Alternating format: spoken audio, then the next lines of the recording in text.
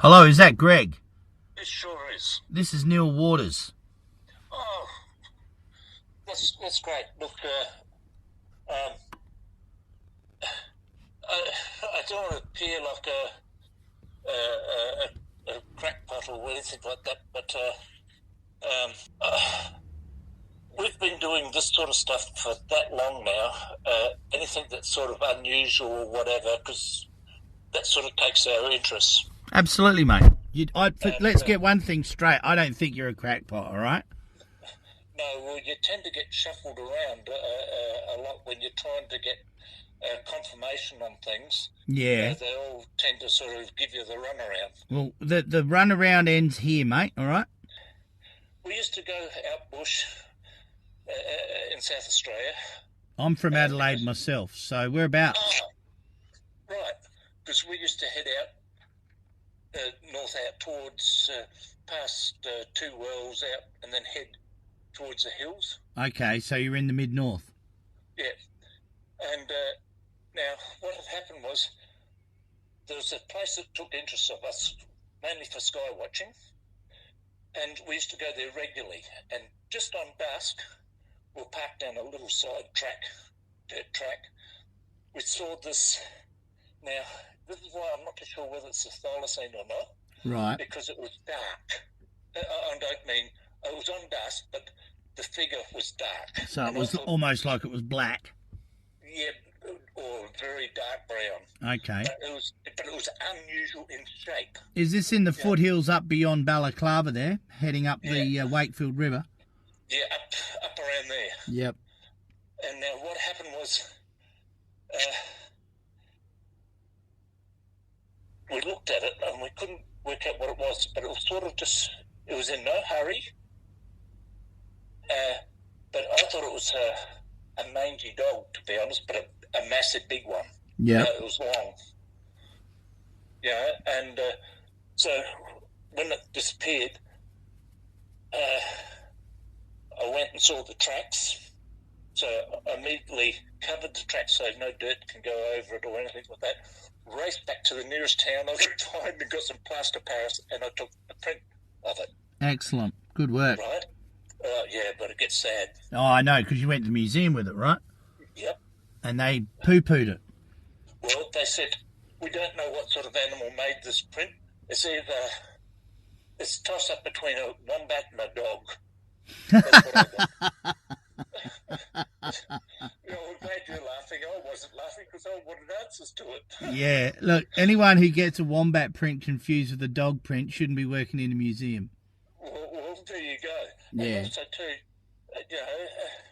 they could have at least said whether it's a thylacine or not, because they would have, mummified, or not mummified, but, stuff, samples of dogs, mammals there. Yeah, they could compare the print. All they could tell me was that it's got an unusual knuckle joint. It looks like it's been broken or on one of the knuckles. Okay, is that because it had a fifth digit? Well, I can't really tell you, but it did have one bad knuckle. And you could see it in the plaster cast. So it might have actually had a broken foot from a trap or something at some stage. Well, I don't know, because why wouldn't the rest of the paw print be like it? Yeah, who knows? Just on one knuckle. Could be an injury that healed. So what year was this sighting, mate? This was early 80s, wouldn't it be, Pat? No, before that. Late 70s, because we came here in the 81. Okay. Which can you be a bit more specific with me about where you were? Was it near the rock? What's it called? The rocks, that water hole on the Wakefield River, just out of Balaclava, or was it further towards the Clare Valley? Now you got me, because at the moment I'm sort of trying to spin myself around here, because it's been so long. I'm trying to get directions. I know that country well because I've travelled up through there fishing all those rivers back in the 90s and the 2000s myself. Yeah, I still a bit of trout fishing up there. All right. Yeah, well, it was sort of more into the scrubby area. On the foothills of those ranges. Yeah. Yep. Okay. Yeah, where you got this a few spread out farms, and they're really spread out. Yeah. It's very sparsely populated, that part of the world. Yeah, exactly. Yep. And that's why we used to go there. So your wife and yourself both saw this animal. Was it only the one time, or you saw it more than once? We saw it more than once. Okay, that's interesting. And we used to take people. We used to take people with us because anything that's sort of unusual or mysterious or whatever, we wanted backup. Sure. Right? So what we done, we used to take a lot of people, and people that were taken all saw it, and actually they couldn't make out exactly what, because we weren't thinking thylacine at the time. We just thought this is an unusual dog or some sort. Yep. Yep. You know, but it was pretty big. Oh yeah, it was long, and it looked like it didn't have much of a feed sort of thing. It was sort of lean.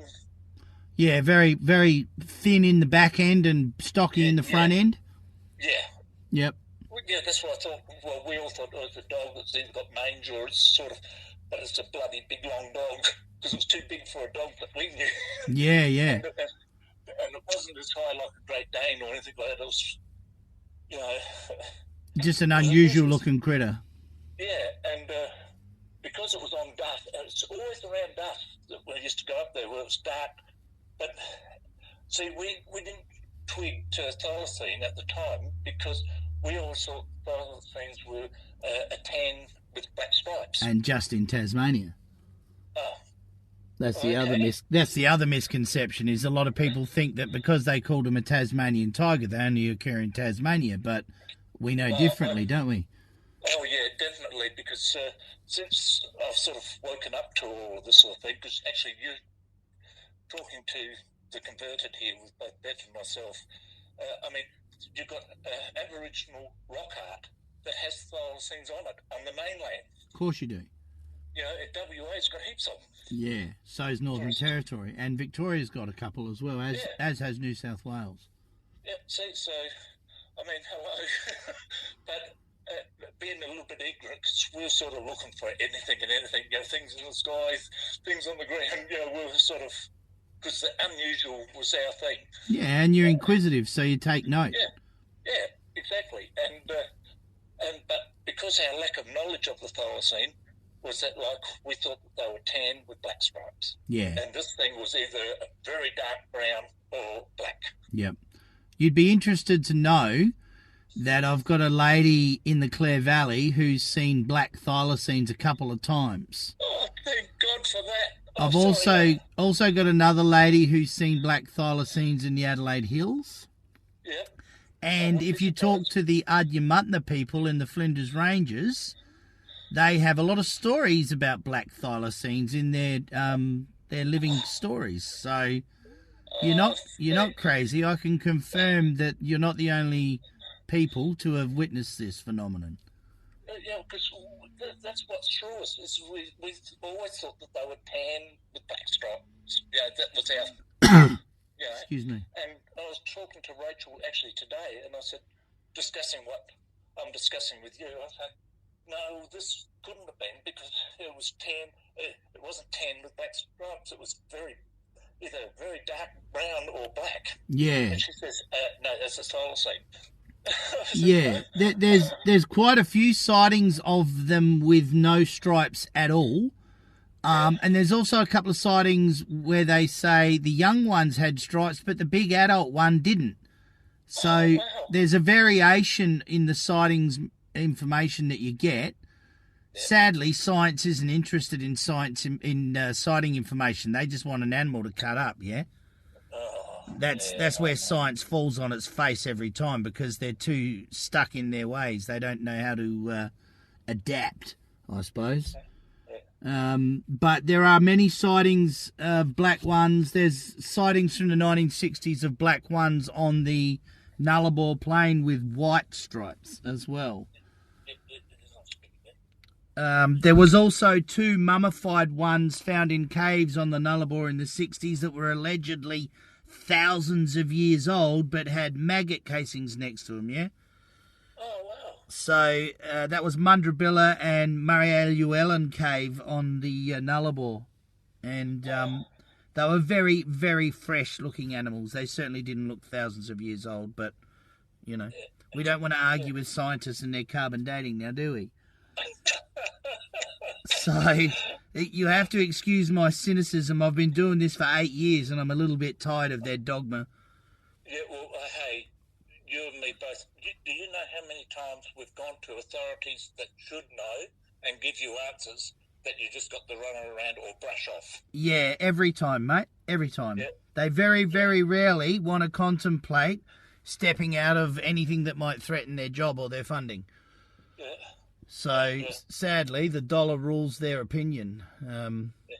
I've had a reasonable amount of dealings with the South Australian Museum, and they weren't too bad. I'm a little bit abrasive and abrupt. I don't really pussyfoot around too much with these people. I sort of get to the point because I think time is essential. You know, it's one of those things we're all running out of. So, but yeah, and your wife and you saw this on several occasions. You had other people go up there and see it with you. Yep. But none of us connected with Thylacine because under the misconception that like they're all brown with black stripes. Yeah, and they've been extinct on the mainland for thousands of years because the scientists said so. Yeah, exactly. Now, was there anything else unusual about it, regardless of what the animal was, that you noticed that stood out? Okay, I'll ask that so there's no confusion. Anything, you know, when we saw that... For example, was there anything about its motion when it moved that stood out? Well, it wasn't like a... Well, that's it. It wasn't like a dog as such. It was sort of more like a... Well, it had me thinking. Yeah, it was sort of more like a lope. What would you say? What would you call it? It was sort of a funny movement. You've been out in the bush a fair bit. You've been out in Queensland for 30-odd years, yeah? Yeah. Have you seen many rabbits? Yep. Would you describe the locomotion of this thing similar to a rabbit? Well, this is it. It had an unusual gait to it because when it moved, it was like, you know, this is where we got the hindquarters seemed weird. That's all. You know, and we just thought that, like, it was sort of had a funny gait to it. Like it's skipping with the back feet? How if the hair stood up on my body. Yeah, well, because it was unknown, and this is what got us in. This is what we do. Yeah, that's what intrigued you. Yeah. So when you saw this thing, did you see it for a minute, couple of minutes? Oh, how long did it stay? It crossed over this road, this dirt road, and then it must have sensed us because it sort of looked, but it was in no hurry to bolt off. It just went off into the bushes. Okay. You know, what I call bushes, you know, those sort of... Yeah, just low scrub. Scrub, that's the word I was after. Yep. So this was in the late 70s when this was happening? Yeah. Okay. And the guy in charge of the museum back then was an English fella by the name of Peter Aitken. And he had many thylacine reports given to him from the 1960s right through to when he retired. And he was best described as being arrogant and ignorant and not a very open man when it came to the possibilities of what was going on. He appeared in the newspapers a few times talking about other people that had reported them and kind of fobbed it off every time, unfortunately. This was a perfect cast. You would have loved it. It had everything on it. Did you photograph it? No, unfortunately, because I had the cast, I had no need to photograph it. But you could see the knuckle, you know, with the joint. Could you draw it? Damaged. Sorry? Could you reproduce it in a drawing, do you think? Oh, it's been a while. I don't want to sort of... See, like I said, it's been a while since this has happened. Sure. Well, that's okay. I tell you what, you use the internet now, don't you? You've got that happening for you? Well, we don't sort of use it because, I mean, we are old folks. Yeah, no, respectfully, I'm asking. I understand you're in your 70s or your 80s or something, aren't you? Yeah, okay. Well, when you see Rachel next, Yeah. ask her to open up our website. We've actually got a website, Yeah. and on our website there's a gallery full of photographs of footprints. Oh, well, I can soon tell you whether this footprint, by seeing a footprint, whether it's the same or not, because it was very distinct. Excellent. I'll tell you that Well, now. what I'd like you to do is get Rachel to show you that website. There's not millions. There's dozens of photos on there of footprints from all over Australia of what I believe are thylacine footprints, or some other very large unknown marsupial quadruped at the very minimum. Yeah. Because they're not cat and they're not dog, so we're running out of options. Yeah, hey, we definitely can vouch for that. It was not a cat. Yeah, yeah. Nor was it. Big claw marks? Well, yeah, you got the. See, everything was there on that bloody thing. And what happened is I got sick of because no one was interested in all that sort of stuff. And we were getting rid of stuff, and it ended up in the tip out here. Yeah, that's a shame. I know. That's history, mate. That's the way it goes. I know. That's the way it goes. That's neither here nor there, though. You know, I've got dozens of print casts, so all is not lost. Yeah, but it would have been good though, because this one was really good because it had that busted knuckle. Yeah. Well, and it was a perfect print. when you see some of the print casts that I've got, you'll see what I'm talking about. They don't have webbing between their toes, and that's known scientifically as well from the oldie days when they were common in Tasmania. Now, as a result, their toes tend to spread apart, and they almost look like fingers when they spread apart. Now, they've got a fifth digit that's not a dew claw. It's actually like an opposable thumb, just like a human being.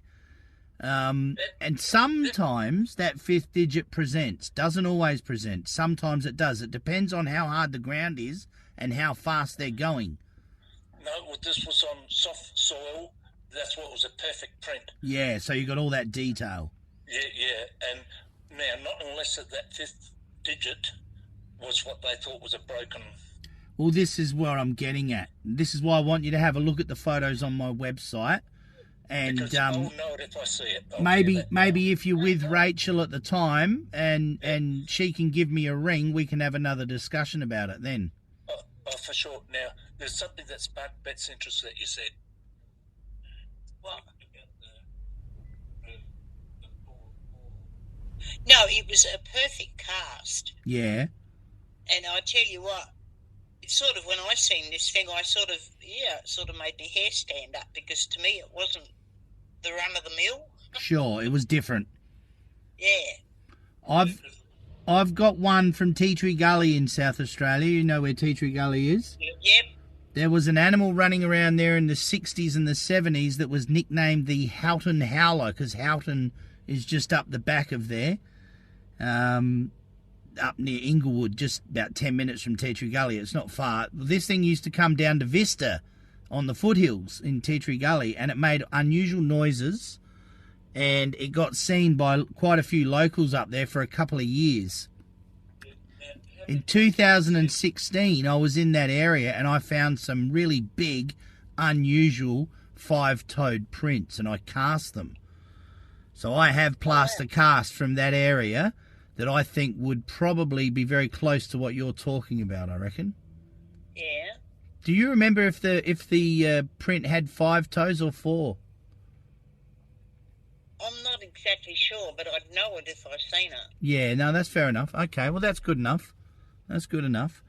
Was there any other features about it that you remember that might have stood out as it made it unusual and it, wasn't typical dog? The head on it was, sort of dog-like, but it was sort of, if you got a dog and stretched it, it's the best way. Okay, so it was a bit elongated. Yeah. Yep. The head was more aerodynamic. And what about the tail? Was there anything unusual about the tail? I didn't notice. Yeah, it was sort of like a whippet sort of thing. It was sort of And when you took other people up there, what were the reactions? Oh, they just all freaked out. Because we saw it about 3 times on 3 different occasions. Do you remember, was it summer? Hang on. I don't know because we used to go. You know, we're talking now like in the early, like the 70's and all that. Yeah, I know. You were young back then. I was a baby. We probably would have been in the warmer weather because I'm just trying to think of how we were dressed. We weren't all rugged up. Yeah, so it was probably warmer spring, summer type evenings. Yeah. Yeah, it was always on dust. Yep. And just off from one side there was like a grove of like bamboo sort of things with big tunnels where something's gone through it. Okay, yep. Was that on a creek bed? No. Do you remember where the location was? Sure do, but see, it's out from Two Wells. Yeah. You know Two Wells? Yeah, I know Two Wells, and then there's Malala, and then there's Balaclava. Yeah. It's down that way. Because you got the hills on one side and you got the flat. Yeah, you're on the northern stretch of the Adelaide Plains there. Yeah. So it was on the foothills north of Two Wells. Hang on. No, not north. I'm just trying to think. No, it'd be more to the hillside, which would be... Yeah, northeast. Northeast of Two Wells, yeah. Northeast side. If you go that way now, you'd go through Malala, and then you'd be heading across towards... You turn, if you're heading for Malala, you turn right. Yeah. So you're near the Light River, heading up the top of the Light River there. Yeah, that way. Where the Light River really comes out onto the plains. Turn right if you're heading for Malala. Yeah, yep. No, I get what you mean, roughly. If you could, at some point, actually get a map, like if Rachel opens up a map for you on Google, and then you can have a look at where Two Wells is and then roughly pinpoint the area, that would be useful. Yeah, not a problem. And Rachel can just drop a pin on that area and then send me a screenshot of that as a text message or a message, yeah? Yeah. That'd be She'll helpful. be here tomorrow. Yeah, perfect. She was pretty excited when she rang me earlier on. Because tomorrow she's bringing me back my car. Okay, fair enough. No worries. All right, well, look, why don't we continue this discussion tomorrow at some point? Yeah, not a problem. All right, I'll be in a reasonable phone service area tomorrow, so you should be able to get hold of me. But if I miss the call, I'll call you back. Yeah, no, not a problem. And look, it's so... We should have met Rachel a long time ago because everywhere we go, we ask people about different things and they all look at you all weird and stuff like that. And a lot of people don't want to be ridiculed, so they clam up. They don't want to talk about the weird things that happen in their life, you know. Yeah. And but this would have happened. What sightings would have been about 3 times? Did you say? Yeah. And that was in the period of a year or 6 months or something. No, that was all around that same time. Okay, so it was pretty tight. It was quite regular basis, because we used to go there quite regularly.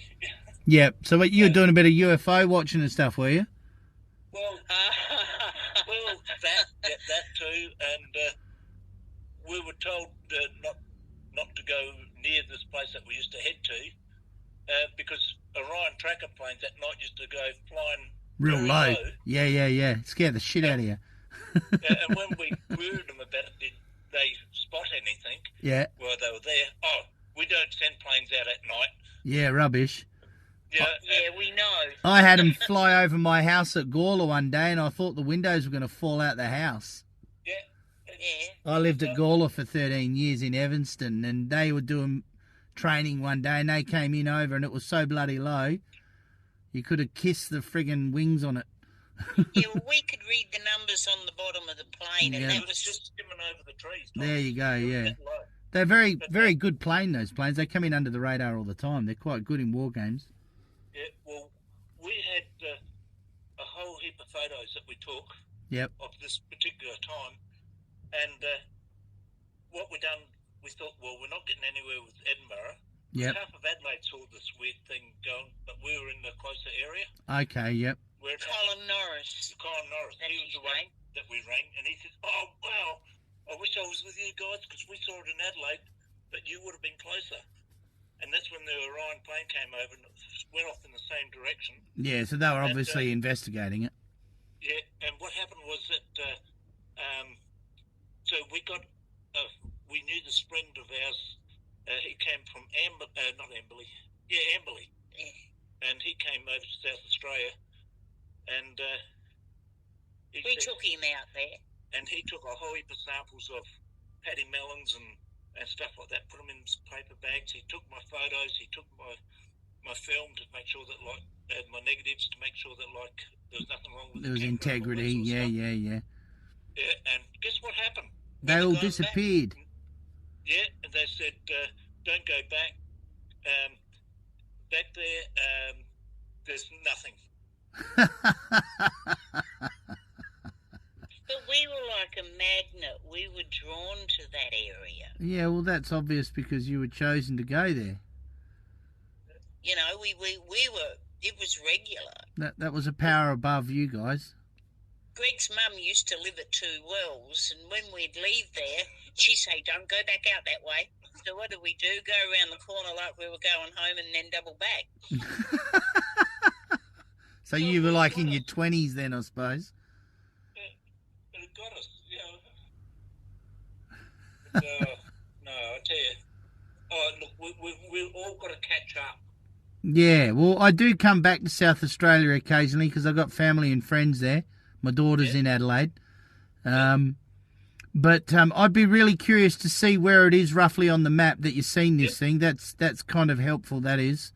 Yeah, and I want to see these paw prints because I'll know it straight away as soon as I see it. Well, I'll have a look at what I've got on my phone and I'll text you some now, but Rachel will be able to show you what's on our website, and there's a lot more on our website. Yeah. All right?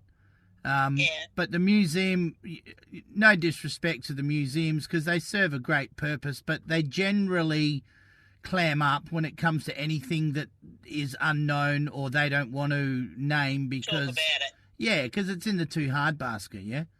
Yeah. So, you know, they've got all these pressures on them from the other side of the organisation. So, the South Australian Museum has lost hair samples and plaster casts that were given to them on more than one occasion. They'd never catalogued any of it. It's all disappeared into the ether. Because I've been through that joint 5 times, up and down every bloody cabinet and drawer and old journal and inventory books. Now, they've lost a lot, but I know they were given to them because I've met the people that gave it to them. So, but that's just typical of academia. The science isn't about the truth. Science is about what they want you to know, pretty much. Exactly. And that's very unfortunate because we like to believe in them and put our faith in them as to do the right thing, but it's not always in their interest to do the right thing, unfortunately. So, but anyway. Yeah. Well, look. What gets me though is this at the bloody museum where they said, it looks like it's a cross between a wombat and a bloody dog. Well, if it's a cross between a wombat and a dog, wouldn't they be interested even if it was that? You'd think so, wouldn't you? And on a biological level, that's impossible because one's a placental mammal and one's a marsupial. So they've created their own oxymoron with their description of what you brought them. Yeah. So, you know, it just goes to show their incompetence, unfortunately. But we're talking about 45 years ago, so we got to cut them a bit of slack. Yeah. There's been a succession change of staff several times in that 45 years, I can tell you. But yeah, Peter Aitken was in charge, and all he did was suppressed a lot of information that a lot of good people gave him, basically. Yeah, but isn't that typical? Of course it is. I deal with that on a daily basis. I've been dealing with that kind of attitude for 8 years now. So that's why you've come to the right person. Well, thank goodness for that. At least we sort of get to know. Well, look, have a chat to Rachel tomorrow and then get her to give me a ring and we'll continue the conversation then, eh? Yeah, okay, dear. Excellent. Lovely to talk to you both. Really nice to talk to you. Yeah, absolutely. I record these conversations for our YouTube channel. You're okay with that? Yeah. Not a problem at all. All right, mate, no worries. I might edit down a little bit. Hey, it's the truth. We're not yeah, of making course. it up. Of course. I mean, for it to stay in our minds for so long, it left an impression now, didn't it? It's always a profound thing when it happens, and it's everyday people like yourselves that have these experiences. And a lot of people just want to know what was going on, you know. What was that unusual thing that we saw? Tell us we weren't dreaming, you know, and that's where I come in, I suppose. I'm here to reassure you that you're not crazy. And I do believe that you've seen a very unusual four-legged animal, whatever it was. Yeah. For it to stick in your mind this long. It made the hair stand up on my body when I seen it. That was the first time I was sort of gobsmacked. Yeah. Because it wasn't natural.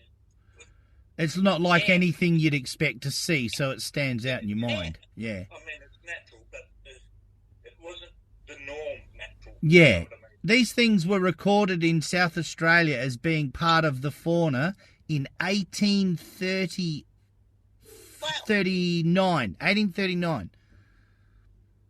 Wow. But they've been extinct for thousands of years, even though the history books say the otherwise. Yeah.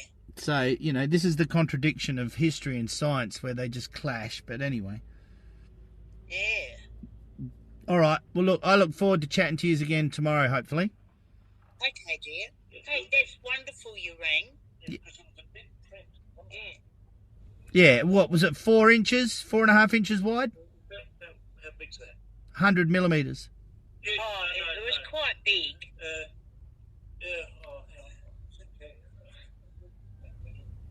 Yeah. He's going to get a tape measure. He likes to sort of try to make it exact. Yeah, yeah. Well, 4 inches is 100 mil. There's 25 millimetres in an inch. The biggest ones I've found are adult male, and they peter out at about 4.25 inches wide. Yeah, no, this will be about 4 inches. Yep, bang So on. I've just got my hand in a circle and I put it over the tape. Yep, all right. And If I can find a couple of decent photos, I'll text them to you now on the phone and you can have a look. But failing that, we'll chat again tomorrow when Rachel can show you some stuff. Text it to Greg because he's not all that brilliant with a phone. Yep. I'm a bit more advanced than him, but I still yell out, "Hey, Rachel, I need help." Yeah, no worries. That's cool. All right. We'll chat again soon. Okay, dear. for sure. Excellent. Thank you. That's all right. No worries. I'll talk to you tomorrow. Yeah, you've livened us up again. Well, That spirit of, if that's the worst I can do, I've done all right. oh Yeah. no, you've done fantastic. I'm so excited now. Excellent. All right. I look forward to chatting to you again. Okay, dear. Thank you very much. No worries. Bye-bye. Okay, bye.